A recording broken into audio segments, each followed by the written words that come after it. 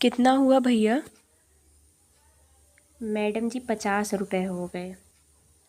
ठीक है, मैं देती हूँ। ये कौन सी जगह है और भला रोहित को यहाँ से क्या काम है? रोहित की मम्मी उसका पीछा करते हुए एक रेस्टोरेंट में आई कि उन्होंने देखा कि रोहित एक लड़की के साथ बैठ के बातें कर रहा था और ये देखते ही वह गुस्से में आग बबूला हो गई। अब तुम ही बताओ कि इस मामले में क्या किया जाए। ये सब क्या हो रहा है रोहित? अच्छा, तो यही बात थी जो तुम मुझसे इतने दिन से छुपा रहे थे, और यही है वो लड़की जिससे तुम पूरा दिन और पूरी रात कॉल पे बात करते रहते हो? नहीं मम्मी, आप गलत समझ रही हैं। ये तो मेरी क्लासमेट है और हम दोनों की सेम प्रॉब्लम है, बस हम वही डिस्कस करने यहाँ पर आए। यहाँ कैफ़े में तुम प्रॉब्लम डिस्कस करने आए हो? आंटी, रोहित बिल्कुल सच बोल रहा है। हाँ बताओ, ऐसी कौन सी बात है जो तुम दोनों रोज़ एक दूसरे से कॉल पे लगे रहते हो? आंटी जी, हम दोनों एक दूसरे से कभी बात नहीं करते कॉल पे।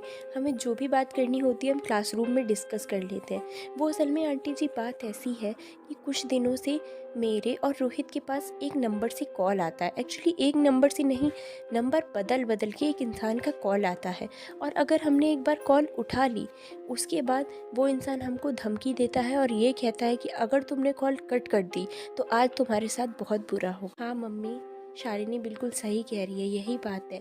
ऐसा ही मेरे साथ भी होता है, और वो मुझे धमकी देता है कि अगर तुमने कॉल कट की तो तुम्हारे साथ बहुत बुरा होगा। ऐसी कौन सी चीज़ है जो तुम बच्चों को डरा रही है? हम बड़ों को डरा के दिखाए।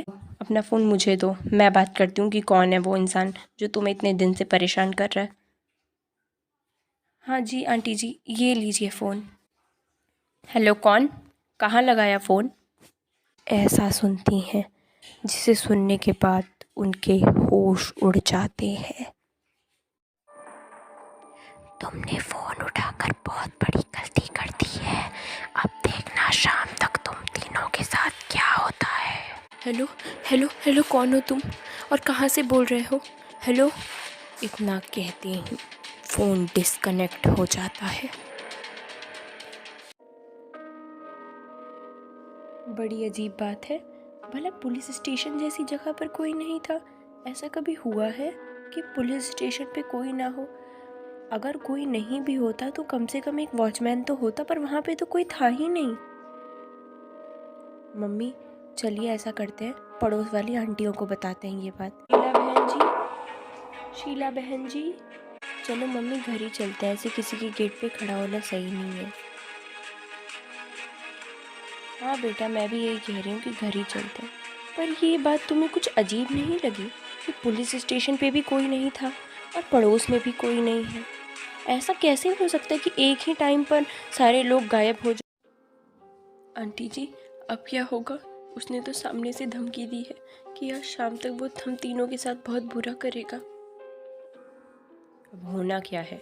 ऐसा कुछ नहीं होता बेटा, ऐसे धमकी देने वाले लाख लोग होते हैं। हम ऐसा करते हैं, सबसे पहले तो ये सारी बात पुलिस को बताते हैं। वो डिसाइड करेंगे कि उस इंसान का और उस फ़ोन कॉल का करना क्या है। नहीं मम्मी, शालिनी बिल्कुल सही कह रही है। उन लोगों ने हमसे इतने दिन से बात की है।